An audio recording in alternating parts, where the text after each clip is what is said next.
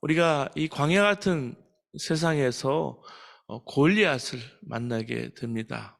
골리앗 같은 세상에서 다윗 같은 믿음을 가지고 살아가는 것은 얼마나 중요한지 몰라요.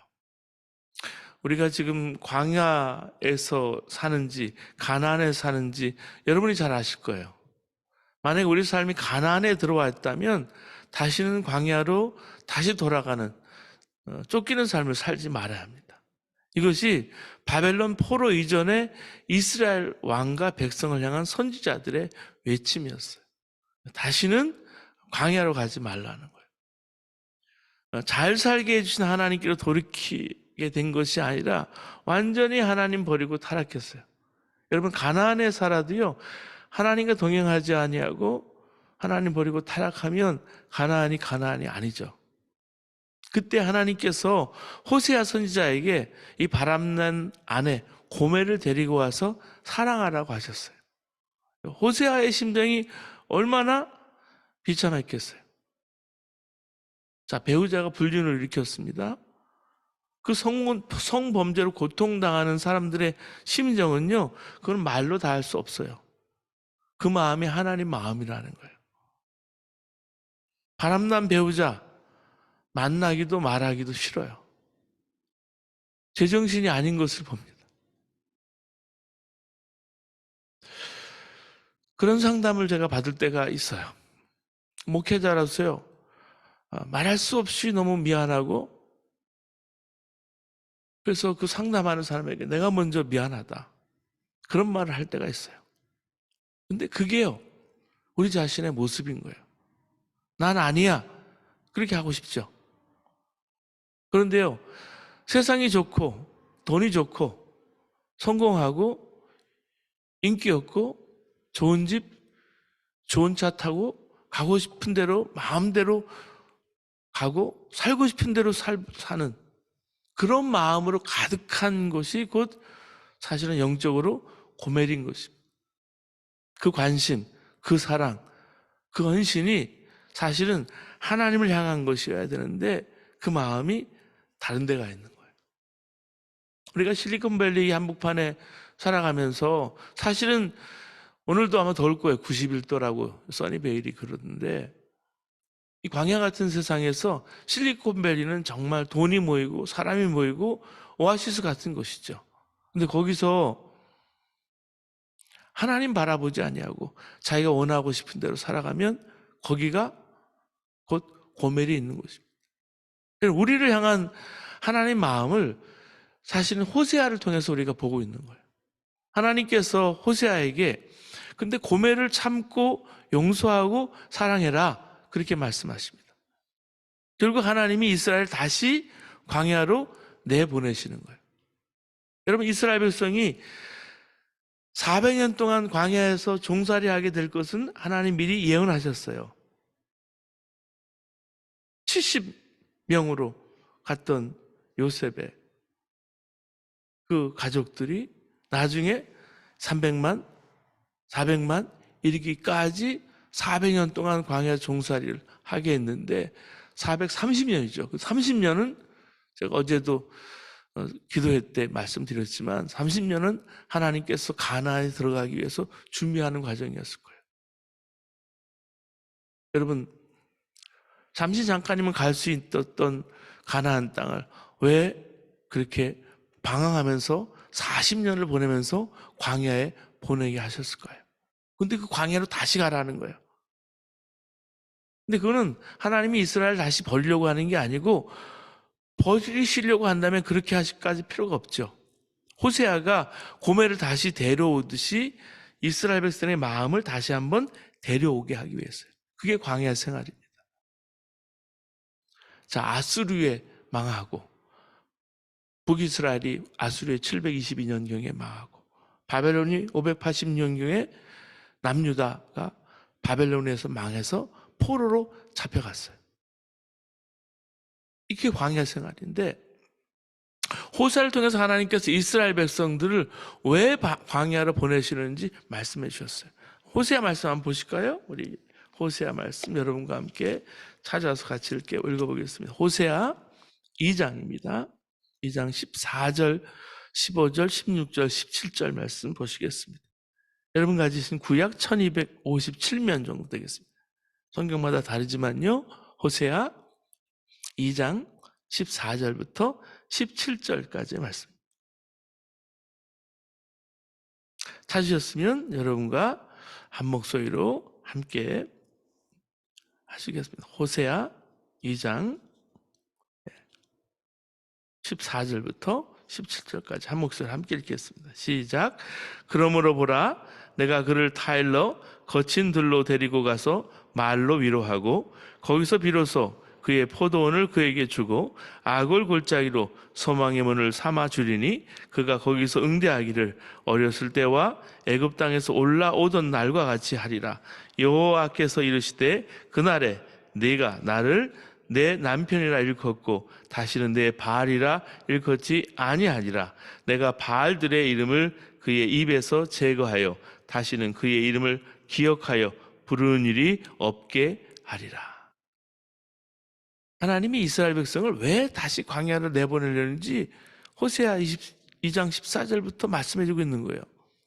메시지 성경이라고 있는데 복 있는 사람이라는 출판사에서 이 번역을 해서 성경을 옮긴 건데 메시지 성경은 이렇게 옮겼습니다. 이제 내가 하려는 일은 이것이다. 나는 처음부터 다시 시작하려고 한다. 그녀를 다시 광야로 데려갈 것이다. 우리가 첫 데이트를 했던 곳으로 나는 거기서 그녀에게 구애하며 장미 꽃다발을 선물할 것이다. 비탄의 골짜기를 희망의 땅으로 바꾸어 놓을 것이다. 그러면 그녀는 어린 소녀였을 적 그랬던 것처럼 막 이집트에서 나왔을 적 그랬던 것처럼 나를 대할 것이다. 이게 호세아 2장 14절 15절 말씀이에요. 자, 하나님께서 광야 시절을 잊을 수 없는 거예요. 이스라엘 백성과 광야에서 했던 그 첫사랑, 신혼의 단꿈을 꾸던 그런 시절로 데려가겠다는 말씀인 거예요. 그 시절로 이스라엘을 데려가고 싶은 거예요. 첫사랑, 첫 신부처럼. 그래서 지금 가나안에 들어와 살고 있는 이스라엘 백성들 다시 광야로 데리고 가고 싶다 하는 말씀이에요. 광야로 돌아가서 다시 시작하고 싶으시다는 거예요.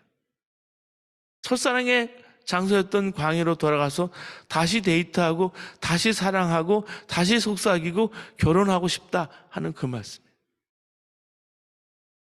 여러분 결혼했을 때, 한국에서 결혼했을 때 쉬워요? 저는 우리 집사람하고 결혼하고 온양에서 목회를 했는데 다 그렇죠 뭐. 거의 단칸방에서 시작을 하잖아요. 교회 문을 열면 교회고 문을 닫으면 사택인, 교회하고 사택하고 붙어있는 곳이 거기서 시작을 했는데 그걸 잊지를 못해요.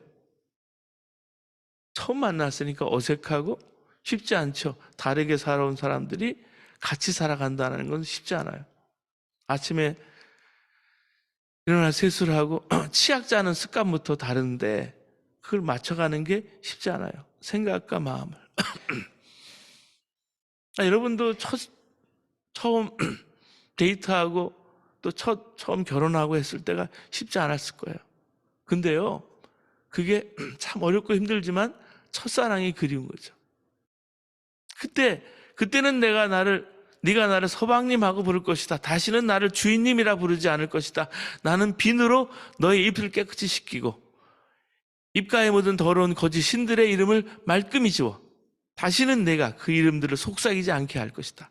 나는 너와 결혼해 영원히 같이 살 것이다. 영원히 나는 사랑과 애정을 가지고 너와 정식으로 결혼할 것이다. 그렇다. 내가 너와 결혼하고 너를 떠나지 않을 것이며 내가 떠나도록 내버려두지도 않을 것이다. 너는 참으로 내가 하나님인 것을 알게 될 것이다. 호세아 2장 16절에서 20절 말씀이에요. 여러분 성경은 우리로 하여금 그리스도를 기다리는 신부로 하나님이 맞이하게 하셨어요. 그래서 정말 기름을 준비한 5 처녀가 신랑을 기다리시지 준비하게 하셨어요. 나와 하나님과의 관계가 그렇다는 거예요. 여러분 교회와 예수님과의 관계도 신부와 신랑의 관계라 그렇게 얘기하고 있어요. 여러분 광야로 다시 나갈 정도로 되기 전까지 깨닫고 돌이키라고 이스라엘 백성에게 말하는 거예요. 여러분 우리가 교회 사역을 하죠. 가정과 자녀들을 다 두고 있어요. 근데 정말 하나님이 싫어하는 것은 자랑하는 거예요. 내가 큰 교회를 이뤘다고 자랑하는 목사님들을 봐요.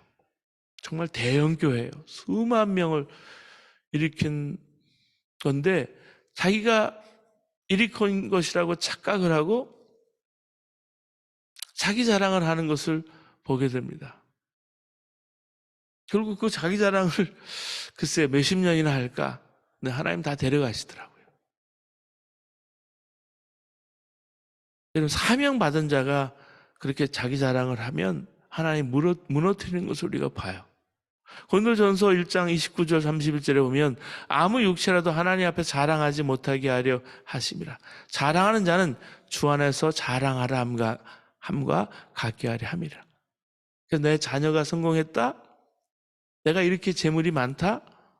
이렇게 예배당 건물이 크다? 교인 수가 얼마다? 재정이 이 정도다? 그렇게 자랑하면 큰일 나는 거예요. 그건 주님의 교회고요. 주님이 세우신 거예요. 내가 세운 것이 아니라는 얘기예요. 에레미야서를 읽다 보면 레갑 족속에 관한 이야기가 오늘 나오는 거예요. 자, 레갑 족속 들어보셨어요? 잘 몰라요. 살펴보기 전에는 레갑 족속 몰라요. 오늘 이 본문 말씀을 나누면서 별로 알려진 것도 없고 숫자도 얼마 되지 않은 레갑 족속을 왜 다루게 하실까? 레갑 족속 가운데 여호나답이라는 사람이 있었는데 예후와 함께 바알 종교를 척결시키려고 거사를 도모했던 인물이 바로 여호나답이에요. 그가 가나안에 들어와서 이스라엘 백성들이 타락하고 이제 하나님에게서 멀어져 가는 모습을 보면서 자기 동족들에게 이렇게 지시를 하는 게 이제 예레미야의 말씀이에요. 예레미야 35장 6절에서 7절까지의 말씀. 예레미야 35장 6절에서 7절까지의 말씀 여러분과 함께 다시 한번 보시겠습니다. 6절에서 7절까지의 말씀 보시면 너희와 너희 자손은 영원히 포도주를 마시지 말며 너희가 집도 짓지 말며 파종도 하지 말며 포도는 소유하지도 말고 너희는 평생 동안 장막에 살아라. 이 포도주가 뭐예요? 축복의 상징이에요. 나파밸리. 정말 하나님이 늦은 비와 이른 비를 때를 따라 내신 하나님이 나파에다가 이렇게 좋은 포도원과 포도주를 만들었는데 이게 축복의 상징이 부의 상징이에요. 요즘 한국에서도 나파밸리의 포도원을 가지고자 대기업에서 신세계나 다른 대기업이나 여러 사람들이 뛰어드는 걸 보죠. 자, 가나안이 가져던 최고의 축복이 포도주이기 때문에. 근데 그런 포도주를 마시지 말라고 했습니다. 집도 짓지 말라 그랬습니다. 광야에서 장마처럼 살라 그랬습니다. 그러니까 장막절이라고 지키는 것도 광야에서 이스라엘 백성이 고생했던 때를 기억하면서 하나님의 은혜를 기억하고 상기하는 거죠. 그게 장막절인데 장막에 살라는 거죠. 또 광야에서처럼 농사를 짓지 말고 양을 치며 살라 그랬어요. 이렇게 살 거면 왜 가나안에 들어오게 한 걸까요? 왜 가나안에 온 걸까요? 누가 가나안에 들어와서 다시 장막에 들어가서 그런 생활을 해요? 왜 이런 말도 안 되는 요구를 여기서 하실까요? 여호나답은 이스라엘 백성이 가나안에 들어와서 바알을 섬기면서 신앙이 타락해가는 모습을 본 거예요. 그러면 이스라엘이 가나안에 들어오는 것이 복이 아니라 저주가 되는 거예요. 하나님의 심판을 피할 수 없게 되는 것을 알았어요. 그래서 광야에 사는 것처럼 살라는 거예요. 어렵고 힘들게 어려울 때 한국에서 미국에서 이민 생활하면서 교회 섬기고 신앙생활하고 선교하면서 살았어요. 요즘은 근데 제가 미국 와서 목회하다 보니까 제가 만난 분들은 다 60년대, 70년대 오신 분들이 참 많아요. 자녀들이 얼마나 잘 됐는지 몰라요. 뭐 하버드부터 시작해서 뭐 얘기하는 거 보면 그 스펙이 말로 다 할 수 없이 좋아요. 미국 정계에도 들어가 있고요. 경제적으로 뛰어나고요. 그런데요, 그들의 자녀들에게 믿음의 날개는 달아주지 못하고 그냥 성공의 날개는 달아다 그렇게 달게 한다라고 얼마나 부모들이 고생을 했는지 모르는데 절대 하나님을 믿지 않아요. 하나님 떠나 있어요. 이러면 미국에 들어온 것이 가나안에 온 것이 아니고요, 저주일 수 있는 거예요. 하나님의 심판을 피할 수 없게 될 것이 많았어요. 그래서 광야에 사는 것처럼 살라고 하는 거예요. 가나안에서 심판받는 것보다 힘들더라도 광야처럼 사는 것이 유리하다고 판단한 거예요. 하나님께서 에레미야에게 아무도 기억하고 있지 않던 레갑 족속을 초청하게 했습니다. 에레미야는 하나님의 지시대로 레갑 족속을 초청했어요. 그리고 포도주를 보냈습니다. 근데 자그마치 250년 동안 여호나답의 명령을 따라 포도주를 마시지 않았어요. 그들은 250년 동안 광야로 들어가서 장막을 치고 오직 하나님만을 신실하게 섬기면서 살았던 것입니다. 하나님은 머지않아 이스라엘 나라는 망하게 될 것이지만은 그들은 이 땅에서 영원히 끊어지지 않고 성전에서 하나님 섬기는 사람이 될 거라고 약속했어요. 자, 창세기 46장 26절에 34절 보면 요셉이 아버지 야곱과 이제 가족들을 굳이 애굽에서 천직이라고 여기는 그런 목축을 하는 사람이라고 소개하면서 화려한 바로의 궁전에 있는 도시가 아니라 변방인 고센 땅에 떨어져 지내도록 하죠. 왜 화려한 궁전이 아니고 고센 땅일까요? 왜 그렇게 지내게 하셨을까요? 요셉의 의도가 있어요. 후손들이 애굽에 살아가면서 애굽 땅에 동화되지 않게 하려는 것이 아닌가, 저는 그렇게 생각해요. 무시당하고 손해를 볼지라도 그것은 생명처럼 지키려고 한 거예요. 이게 중요한 거예요. 여러분, 알제리라는 나라가 있습니다. 북아프리카의 나라예요. 근데 기독교의 큰 부흥을 본 것이 바로 알제리예요. 초대 교부들을 봐도 성경이 확정되었던 것이 바로 알제리예요. 성경의 캐논으로 이렇게 정경으로 확정됐던 것이 거기인데 지금은 뿌리조차 찾을 수 없는 것이 알제리입니다. 그런데요, 이스라엘 국가인 이집트에 국가가 인정하는 기독교인들이 있습니다. 곱틱 기독교예요. 여러분, 마가 아시죠? 마가가 이집트에 복음을 전했고요, 알렉산드리아에서 순교를 했습니다. 이집트 알렉산드리아에서 순교를 했어요. 마가의 순교의 피위에 세워진 교회가 바로 곱틱 교회예요. 그들은 완강하게 신앙을 지키고 따로 외곽 쓰레기 마을에 모여 살았습니다. 카이로 시내에 온갖 쓰레기들이 이 마을로 모이는 거예요.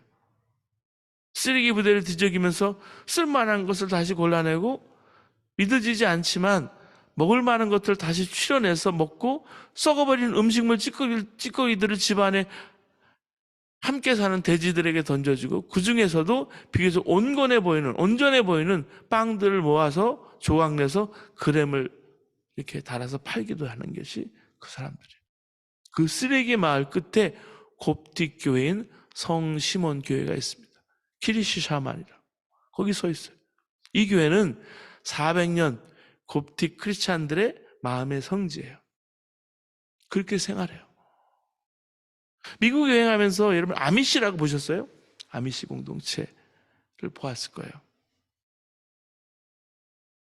유럽의 독일에 그 경건지 하던 사람들이 미국에서도 지금 그렇게 그대로 사는데 500년 전에 중세시대에 옷차림을 그대로 하고요, 턱수염을 기르고요, 모자를 까만 보넷 모자를 쓰고 망아지를 끄는 이륜마차를 타고 다닙니다. 보셨을 거예요.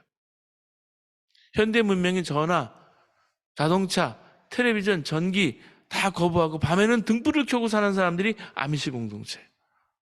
근데 한 해 수백만 명의 사람들이 이 세상 어디에서도 발견할 수 없는 고요함과 평화로움을 느끼려고 아미시 마을을 찾는다 그럽니다.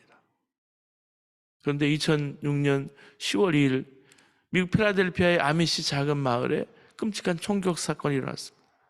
찰스 로버트가 자기 딸이 태어나자마자 죽은 일로 하나님을 원망하다가 행복해 보이는 아미시 학교 어린 소녀들을 한 줄로 세워놓고 총을 쏜 후에 자살한 사건이에요. 어린 소녀 5명이 죽고 5명이 큰 상처를 입었습니다. 더 놀라운 일은 아미시 사람들이 이 살인자와 그 가족들에게 보여준 사랑하고 자비였어요. 사건이 일어난 지 얼마 되지 않아서 희생자의 가족인 아미시 사람들은 살인자 찰스 로버트의 가족들을 찾아갑니다. 그 아내를 붙들고 함께 울었어요. 그들은 어떤 원한도 없다고 말했습니다. 이 모든 것을 용서했다고 말했습니다. 그건 정말 믿기 힘든 말이고요. 알아듣기 힘든 말이었어요. 아미시 사람들은 살인자 로버트 장례식에도 참석했다 그래요. 남편과 아버지가 사라진 그 가정을 위해서 기금도 모았습니다. 아미시 사람이 어떻게 이렇게 할 수 있었을까요? 주기도문대로 정직하게 살아온 사람들이었기 때문입니다. 우리가 주기도문을 주일날 계속 하고 있는데요. 우리가 우리에게 죄 지은 자를 용서해 준 것 같이 우리 죄를 사해 줍시고라는 우리 기도가 있죠. 그들은 예수님께서 가진 모략과 조롱을 당하시고 채찍에 맞고 십자가에 달려 돌아가시면서도 아버지 저희를 사해 주옵소서. 자기가 하는 것을 알지 못합니다. 기도했던 것을 그대로 행한 거예요. 스데반 집사님이 자기를 돌로 쳐 죽이는 사람들 앞에서 무릎을 꿇고 크게 정말 주님께 울부짖으면서 주여 이 죄를 저들에게 돌리지 마옵소서. 기도하고 순교했듯이 예수 그리스도를 믿고 따르는 그리스도인들은 아무리 억울한 일이 생겨도 그것을 저항하거나 복수하려고 하는 것이 아니라 죄를 용서해야 하는 것이 최선의 길임을 문자 그대로 믿고 살았어요. 사랑하는 여러분, 우리가 미국 땅에 살면서 이런 일을 정말로 많이 봐요.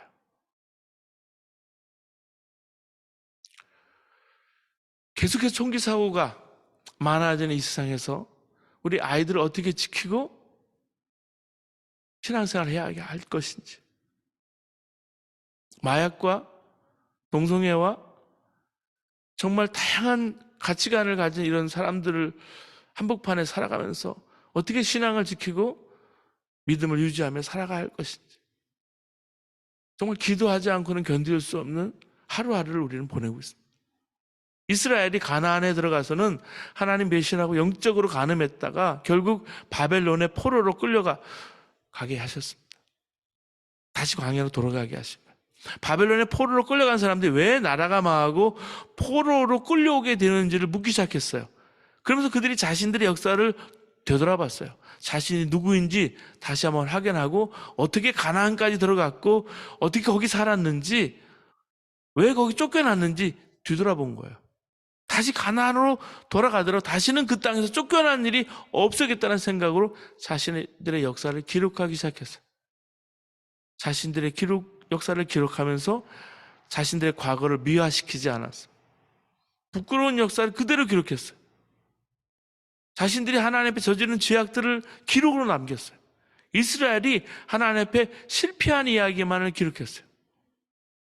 사랑하는 여러분, 우리가 레갑 족속처럼 살 수는 없을 거예요. 어떻게 제가 곱틱 이야기를 했지만 곱틱 기독교처럼 쓰레기 마을로 들어가 살 수 있어요? 쉽지 않아요. 아미시 공동체에 이루면 살 수 있어요?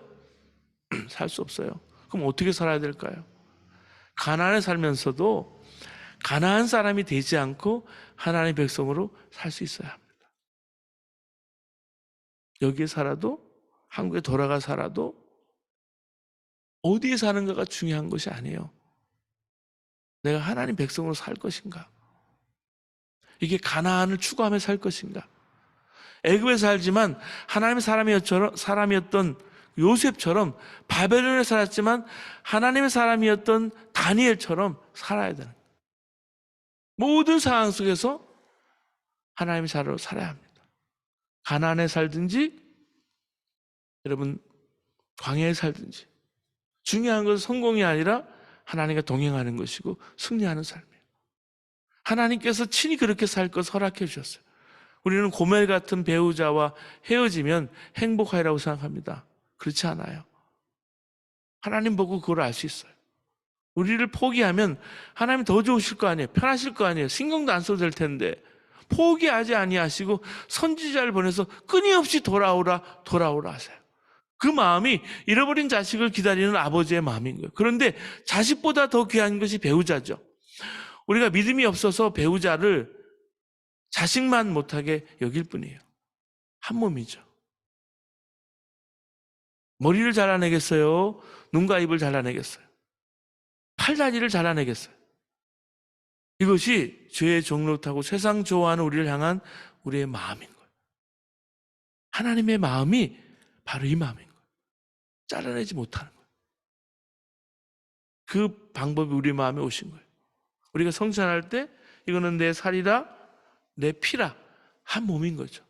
성찬을 받았으면 주님과 우리가 한 몸인 거예요.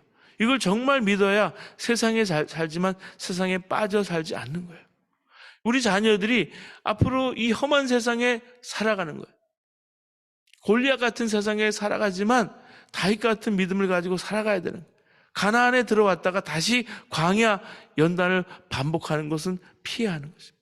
가나안이든 광야이든 모든 상황 속에서 가장 중요한 것은 주님과 동행하고 사는 것입니다. 이제 자녀들이 2주 후면 수련회로 갑니다. 오늘 모인 분들이 가만 보니까 학부모님들이고 우리 사역자들인데 실리콘밸리에서 성공하고 돈이 몰리는 곳에 사는 자녀들이 사실 가나안에 사는 것 같지만 광야에 살아요. 광야에 살아도 내가 주님과 함께 구름기둥과 불기둥으로 낮이나 밤이나 주님이 이끄시는 삶, 인도하는 삶 살기 위해서는 우리 자녀들이 주님을 만나야 합니다. 이 수련을 통해서 우리 자녀들이 주님 음성 들어야 돼요. 주님과 친밀하게 교제해야 돼요. 저 자녀들을 왜 이 땅에 부르셨는지, 내가 누군지. 자녀들이 돌아온 삶도 되돌아보게 하시고 하나님 나를 부르신 뜻이 무엇인지 알아야 돼요. 상처가 있다면 깨어진 상처가 가정 안에 있다면 회복이 되어야 돼요. 자녀들이 그래야 쓰임받아요. 그 왜 자녀들이 삶의 의미가 있고 가치가 있고 그리고 성공하고 가난에 있다는 것 거기에 만족하지 말아야 합니다. 가난에 살면서 예수님과 동행하는 삶을 함께 지켜나가는 우리 모두 되기를 주님으로 축원합니다. 우리 함께 찬양하실 때